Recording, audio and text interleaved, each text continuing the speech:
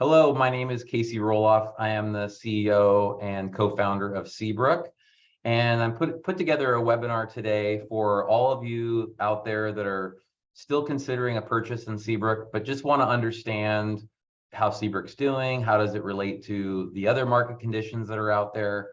Lots of news these days, obviously, on interest rates and inflation. So we thought putting together an overview of just how, again, Seabrook is performing during this period of time, and then also just a little background on what is happening for those of you who are not following the real estate market as closely as we follow it. So first, just kind of looking at it from a national level, we'll kind of start at the macro side of things, and work our way to the micro. Again, lots of headlines out there, lots of scary predictions. Halloween's over, but again, lots of scary clickbait out there. And so I actually found this article very timely. It came out actually on Halloween, October 31st. And again, it's a real cliffhanger. Housing market predictions in 2022. Will houses drop, or will prices drop? And these are the kinds of articles that are, again, capturing a lot of attention. But when you actually start to dig into the data and the information itself, you realize that we're on very solid footing. And throughout this presentation, I'm actually taking several quotes from this specific article. So if you're someone that wants to do a little deeper research, you may just want to look up this article yourself and read the whole thing. But I have added several quotes from the article into our slides today. So right now, there's, again, a lot of what appears to be real estate headwinds. Of course, inflation, the Fed is trying to tame inflation by rising interest rates, another 3/4 point increase yesterday. And then the stock market's been down. So those three things have, again, created some pretty significant headwinds for the real estate market. But again, because of the solid footing that real estate is on overall, there's not as much impact as what some people might expect, especially after going through 2008 and 2009. I think a lot of people assume that, oh, we're gonna see that same thing play out. But I think when you look at some of the data, you'll realize that that is actually not the case. So first thing is, right now with rates going up, you really have to keep interest rates in perspective historically. While again, these are high rates for the last 10, 20 years, they're still on a historical basis still very low. So obviously you never want to borrow money when you can't afford the payment. So that applies whether the interest rate is 3% or 7%. Or 10%. So just again, thinking back to the way interest rates have gone up and down over the years, we're still in relatively low interest rate environment. One of the quotes from this article that I picked out was, even if a buyer can push pause on their buying to later in the year or in 2023, there isn't likely to be significant improvement in prices or interest rates. So, some people right now are thinking, oh, I'm just going to wait till the prices drop and, or the market crashes. But again, when you look at the data and the stability of the real estate market right now, we just don't see that happening. And one of the things that a lot of real estate experts look at are actually the delinquency rate on mortgages. And nationally right now, mortgage delinquencies are at a record low, under 3% of all mortgages that are past due. So, and again, another quote from the article, we're still running at about half of the normal levels of foreclosure activity. So foreclosure activity is very low, and nothing like what we saw in 2008 and 2009 when owners of homes were overextended because of too lenient of mortgage, mortgage policies and things like that. And also you see on this graph that Washington is even on the low side of these low rates, or these low percentages of mortgages being past due. So we have a very stable state, which I'll talk more about a little bit later. And part of what's going to keep this real estate market on solid footing is the fact that because of the housing downturn in 2008, 2009, where we were actually overbuilding, we've actually been underbuilding for the last 10 years. The housing market has come back so slowly, and home builders have built houses at such a slow rate. That's part of what's created this huge demand and short supply overall on a national level.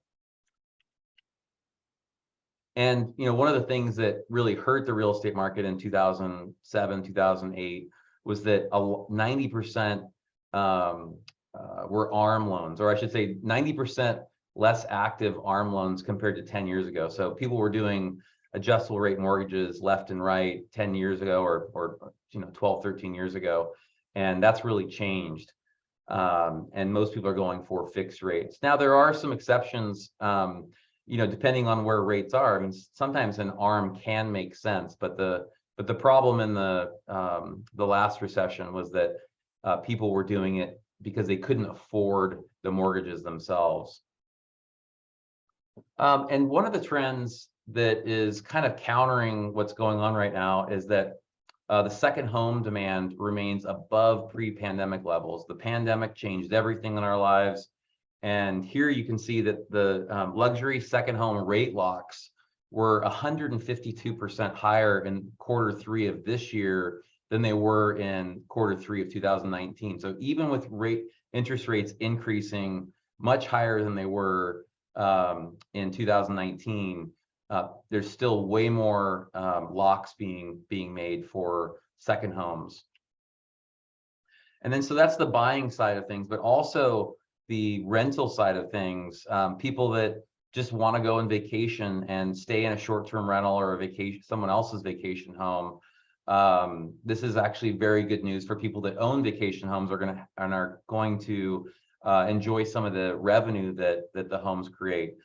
This is the CEO of Airbnb. He says traveling may never be the same after COVID-19. For starters, people have grown used to the flexibility that working remotely has afforded them, because many people don't have to return to physical offices. So while some people are returning back to the office, it's still at a smaller rate. So now people that are returning to the office, it's 2 or 3 days a week, and then that allows them to really work from anywhere on those other 2 or 3 days.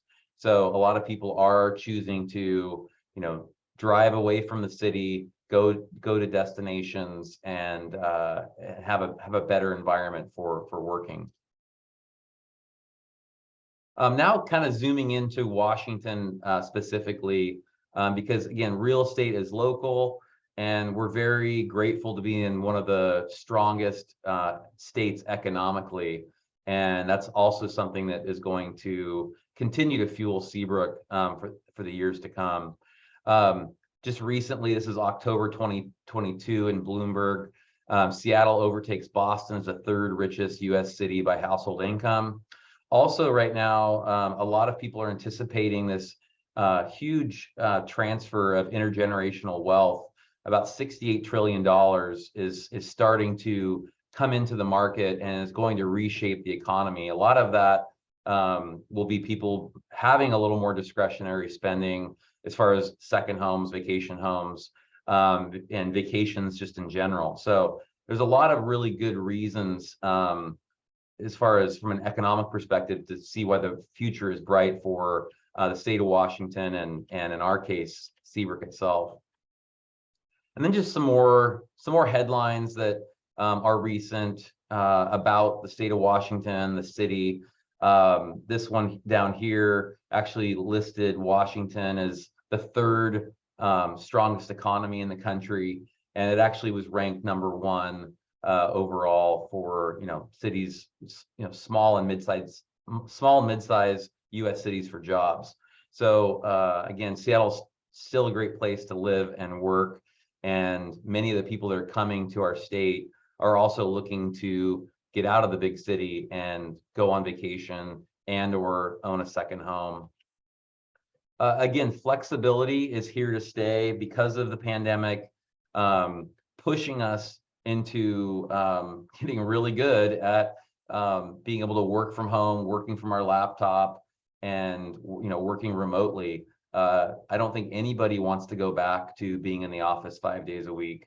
And that's why that flexibility is really going to stay. And of course, now kids are learning more online. So they also I know my daughter, for example, when she misses a day of school, she's able to go online and do her work. And it's like she hasn't missed school itself. So that just affords more families more flexibility. And it's why we're so bullish on destinations within close proximity of the Puget Sound. And then, of course, we have these great companies right in our backyard. There's a lot of other companies that aren't on this list, but we have very resilient companies, and especially in the tech industry, which goes right in line with, again, this job, work-life flexibility, that people are able to work online because they actually are even in the tech industry itself. So that's why we are, again, so bullish on destinations within close proximity to the Puget Sound. And then now zooming into Seabrook itself, a lot of you are interested in, again, how is Seabrook doing? How is it performing? With all these headlines and mortgage rates going up. Well, the good news is it's actually doing very well. There are some serious tailwinds, and this is why real estate is local, and why you really have to do your homework, no matter where it is, whether it's in Seabrook or whether it's in another destination area. You want to understand what's happening in that specific market itself. And so again, working from home is one of the big tailwinds that's going to continue to push Seabrook forward and other destinations in and around the Northwest. But our town center growth is really the biggest story here in Seabrook. If you look at real estate values, just on the West Coast, for example, places like Bozeman, Montana, Park City, Carmel, Laguna Beach, all the great places on the West Coast, they are anchored by really amazing town centers where you can shop and eat and have entertainment. And that is why Seabrook's town center is what's going to continue to drive prices forward and be a great place for people to invest, because there's a soul to the community. Having a real town center where you've got shopping and dining and culture all combined is really what makes great places and also great real estate markets. Again, our regional job market is very strong compared to other job markets around the country. We have a very high barriers to entry, so we control the supply of housing here. Unlike other areas where there's a lot of competition with home builders and developments all around, there's very limited development potential on the Washington coast, and we've purchased the majority of the land that can be actually developed. And then again, this transfer of wealth is something we're going to see over these next 5 to 10 years really impact our own market.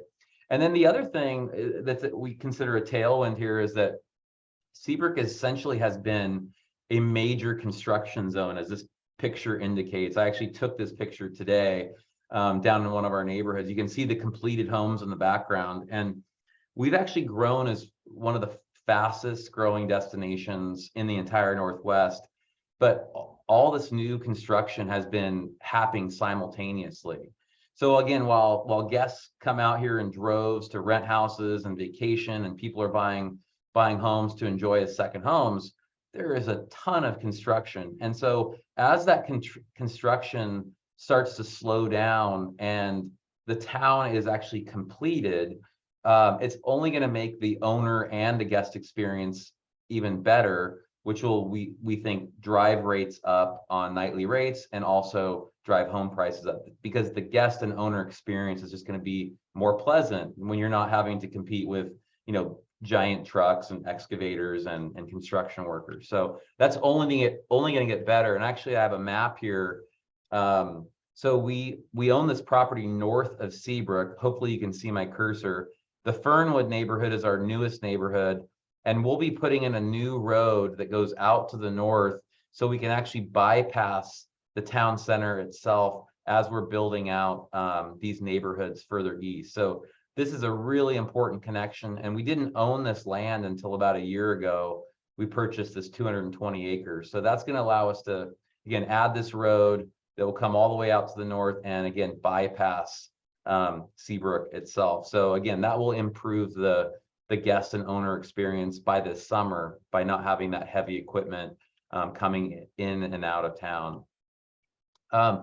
And also, again, during these times when there's a little more anxiety in the market, it's important to look back and see how Seabrook responded in the last recession and again housing downturn. And again, when you're doing homework on other communities, you want to see how they performed during that same time. In fact, in the Northwest, most of the second home communities either went insolvent or bankrupt, or again someone came in and bailed out the developer. So there was a lot of pain, especially in the second home market. But if you actually look at the performance of Seabrook, we did very well during that last downturn, which really says a lot about the fundamentals surrounding Seabrook. So one of the ways we've been so resilient is that we pre-sell our houses and we require non-refundable deposits. So we require a 15% non-refundable deposit before we start construction of anyone's house. And that was something that was not happening in most markets back in 2007, 2008. And that was happening here, which is why we had very little cancellation. I should say we had very few cancellations in our market. In fact, in 550 houses, I think we've had less than 5 cancellations, and we've been able to resell those houses typically for a higher price than we originally sold them for. So that just speaks to the resiliency of this market. Again, high barriers to entry. What creates high barriers here is, number one, public infrastructure, sewer, water, and utilities. If you go south of Seabrook, between Seabrook and Ocean Shores, there are no public utilities, again, sewer and public water. So that's one of the biggest barriers to entry. Also, just our town design, our hospitality program that's actually on site. And once again, that town center is what will anchor Seabrook and will make it such a great destination for many years to come. But we are obviously still in the middle of building our town center out, so it's only going to get better with time, and I'm going to show you some slides coming up here on that. Again, these are some of the headlines back in 2008, 2009, when these writers were talking about Seabrook because they couldn't believe we were still selling houses. And that speaks to the huge demand in the Puget Sound for a Pacific Ocean front destination that really just didn't exist. But also just the way we do business. We're very, very cautious. We keep our debt levels very low. And that's why Seabrook, again, was so resilient. And again, what anchors that, or really is the foundation of that, is that when we originally started Seabrook, we looked at the demographics, and there was over 5 times the household wealth and over double the population within a 3-hour drive. So people that own vacation homes in less than a 3-hour drive keep the homes in the family a much longer period of time, usually pass those on from one generation to the next. And there was, again, double the population within a 3-hour drive. When we compared to Cannon Beach, Cannon Beach is our #1 competitor for Seabrook. And again, just much stronger demographics within our short drive, which is even more important today. If you're working in the city, again, 2 or 3 days a week, to have a vacation home you can get to with less than 3 hours in the car is very advantageous. Where getting to Cannon Beach is an extra 2 hours in both directions from the Puget Sound region. More importantly, again, there's 10 housing units on the Oregon coast, or lodging units, for every 1 unit on the Washington coast. So this was definitely a situation where we build it, and our owners and guests were going to fill up these houses, and that's exactly what's happened over the last 18 years since we started Seabrook. And this just validates the growth that we've seen just on the hospitality side of the business. You can see there's 277 homes now in our rental program. We started back in 2010. Obviously, we didn't start in 2010, but that's when we started tracking this data. But this is what carried us through the 2008, 2009 is that when people were renting houses, it kept people in the town. And when people saw that people were renting houses, it made people also want to buy houses. And that's why, again, this model, this business model, and the town itself is so resilient, is that it's always vibrant. You've always got people coming in. And for the lucky few that get to live here full time, they get to really enjoy that activity. It's what supports the businesses, the restaurants, and makes just Seabrook a great place to live on a full-time basis. This is actually looking at our competitive market. You know, Seabrook, we've got Cannon Beach, Leavenworth, Friday Harbor, Chelan, and this is just showing the entirety of the state of Washington. There's 16,000 short-term rentals around the state of Washington. You can see that the average daily rate here for the state is $273 a night, and the occupancy is was in 2020 was 56%. And then 66% in 2021. And then you can just kind of look through this list here. Cannon Beach, there's 123 homes in the rental inventory. Their average daily rate was $351. You can see Seabrook up here, $478. A big reason for that is just having the walkability here, the quality of the construction, the quality of the shops and the restaurants that are here, and that huge pent-up demand that we just talked about. So you can see our occupancy in 2020 and then 2021, and then again compare those to the other competitive set here. We're definitely the strongest market right now in the Northwest as far as, you know, average daily rate and occupancy. So we see that continuing. Also, we're in an opportunity zone. So about 10% of our 5 to 10% of our buyers right now are using the tax advantages of a qualified opportunity zone, which allows someone to buy a property if they follow the guidelines and rent the property out for the next 10 years. Any gains over that 10 years is 100% tax-free. So it's actually a really amazing gift from the IRS. But the whole reason for the qualified opportunity zone is to create jobs and sale of goods in areas that the country or the state wants to see revenue increase. So Grays Harbor County is a place that's been listed, and there's opportunity zones all over the country, but Seabrook falls in that opportunity zone here in Grays Harbor County, and that's a real advantage to someone that's going to buy and use it as a part-time vacation home, but also as an investment property. In the last 12 months, we've sold a total of $73 million in home sales. And, you know, some people might say, well, that's because the market was much better in the last year, which is why just looking at the last 90 days, about 12 weeks, we've sold 12 houses. The average price is about $888,000. And you can see over on the right-hand side, we've had a 99% list to sale price. That means that houses are selling for, again, 99% of the actual listing price. And then down below, again, another little quote from the article. The owner of Orange County-based Coast to Canyon Brokerage, buyers are thinking they want a low ball, and sellers want last year's price. Again, because you see all these headlines, you think prices are going to drop, and you can start writing low ball offers on homes. But as you can see here, that's actually not happening in our Seabrook market, and it's actually for our state in general. I think you'll see very little of that in the really solid markets. Another thing that really has helped Seabrook grow is that there's some real challenges in the Northwest for other destinations. We have some other great destinations, but obviously the fires in the summer have led a lot more people, or I should say pushed a lot more people out to the Washington coast, away from the smoke.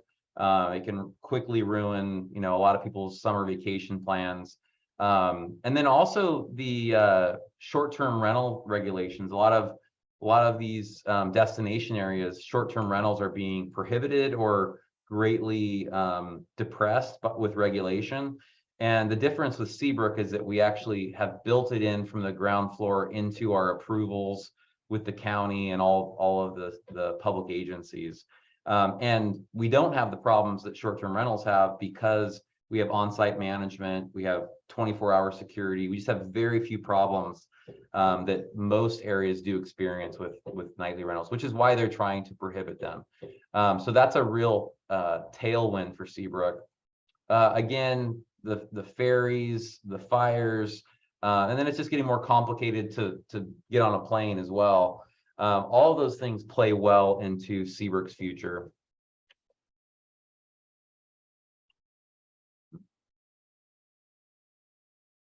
Sorry, I'm having trouble. There we go.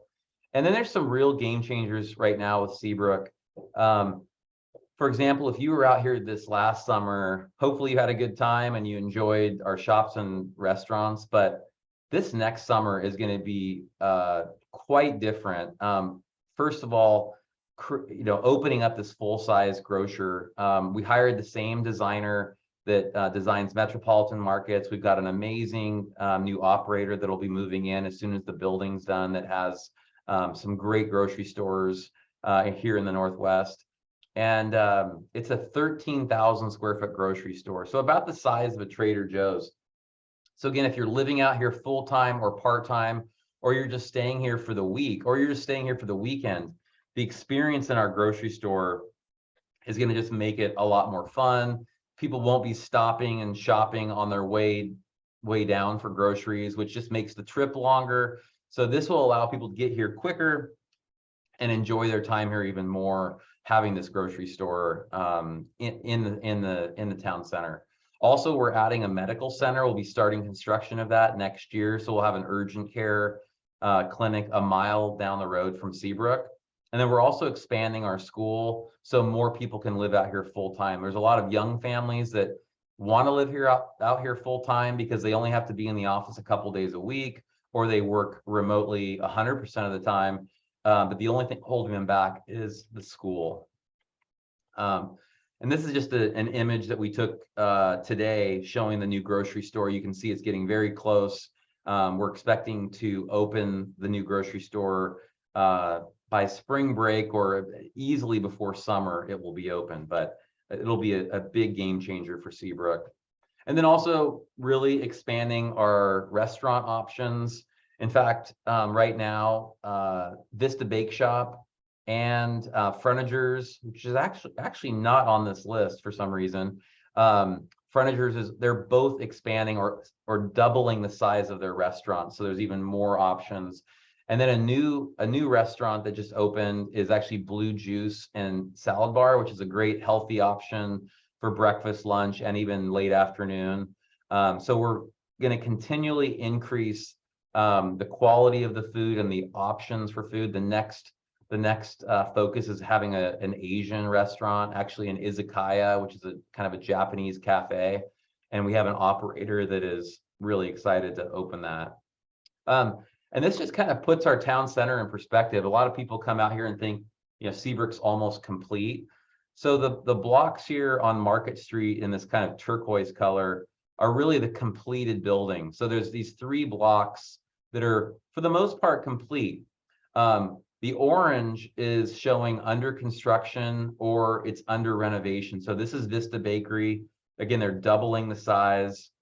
This is where Growler's Alley was, and we're actually building a new restaurant here that will start construction next year. And then again, the grocery store. But then if you look over here, the majority of the town center itself are these 2 large blocks. And this will all be ground floor retail with residences above, lining these corners. So the amount of retail that's coming into our town center is going to be significant. So we're probably only 40% built out right now. And when the town center is complete, we only expect Seabrook to become more popular and more desirable as a destination. This is showing one of our newest blocks that we'll be starting construction on the spring of next year. If you've been to our sales office, that's right here in the hospitality lobby. This is where the new wine bar is. And you can actually see the little tower here for the grocery store. But this block will be starting construction. We're working on the final drawings, and we already have some buyers lining up for these.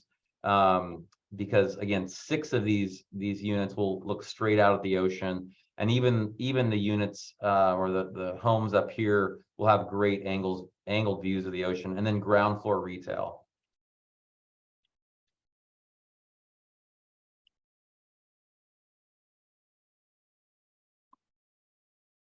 Sorry, there's a delay again here with my slide.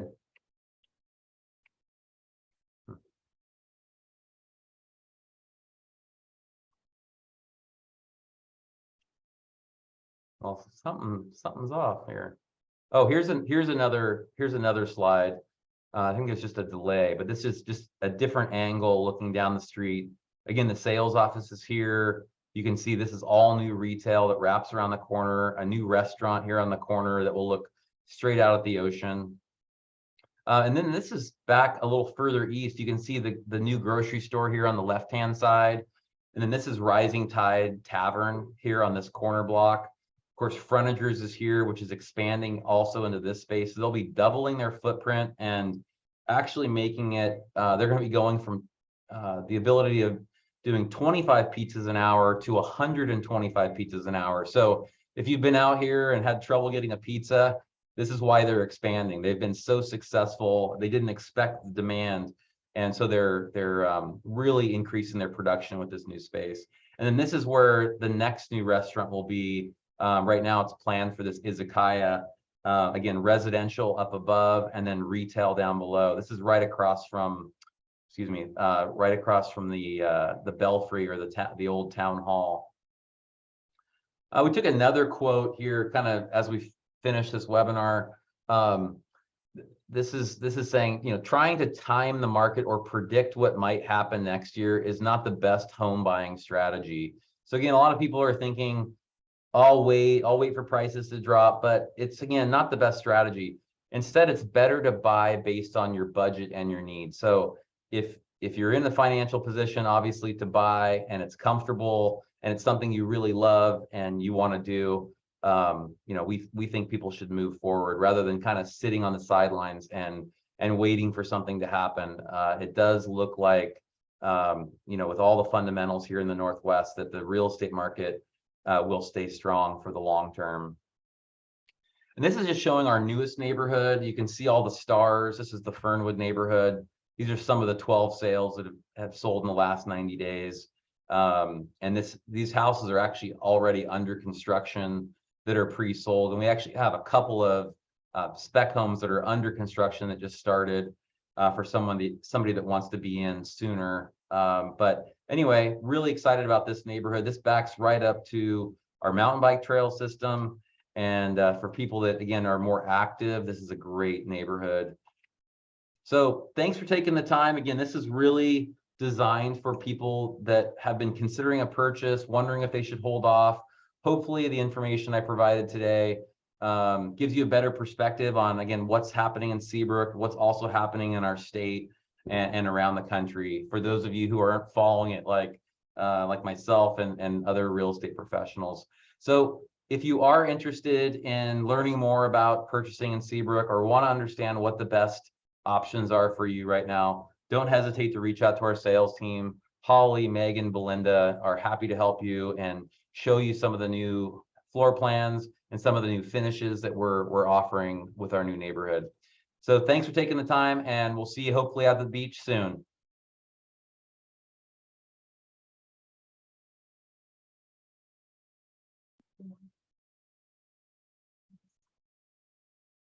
That was so weird. How's it doing?